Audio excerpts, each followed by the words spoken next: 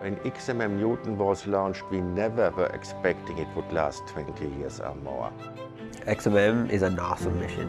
It's one of my top favorite missions of all time. XMM has been a part of my career from the earliest stages even until now. My work simply wouldn't have been possible without XMM. XMM is an X-ray astronomy satellite. It allows us to look at X-ray light coming from some of the most extreme objects in the universe, all the way from stars to black holes and distant galaxies.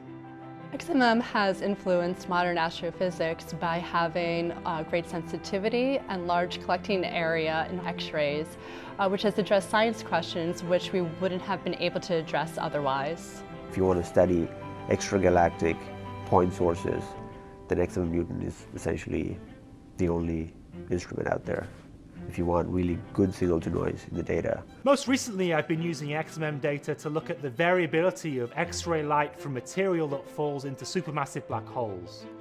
We've developed a technique called reverberation mapping that looks at echoes of light to figure out the size scale of material as it falls into a black hole. In 2006, I started working with XMM data, and a couple of years later, I started my Ph.D. work on active galactic nuclei, where XMM-Newton data formed the basis of a lot of that work, especially for my first paper on that.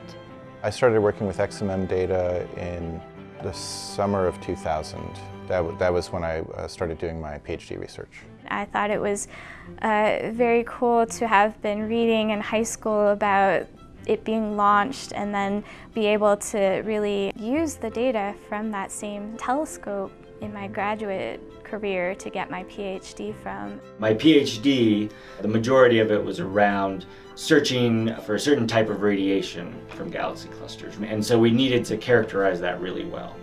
And the only telescope that could do it efficiently was the XMM-Newton observatory.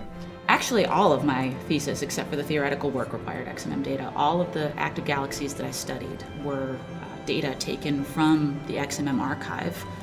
XMM has been around for 20 years and has just this phenomenal archive of data. And so a lot of this archival data can be searched and new science results can come out.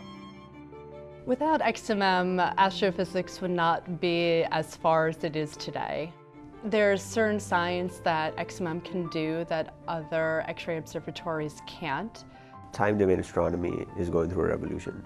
There's gravitational waves detected, there's several kinds of weird supernova detected, and having an X-ray instrument to simultaneously operate while these optical instruments are operating would be extremely beneficial. Many objects change. They have flares and outbursts, so it's really a key observation to have everything from the X-ray, the optical, and the UV all precisely at the same time. XMM can contribute to the future by serving as a pathfinder to find really interesting sources that can then be followed up with the next generation of telescopes. The continued opportunities for time domain studies, which are both photon hungry and just overall time hungry, is an argument for keeping XMM going for as long as it's technically feasible. We really need to support the observatories that we have and keeping those aloft, because those are the things that excite everyone about science, and especially that excite students to go into it.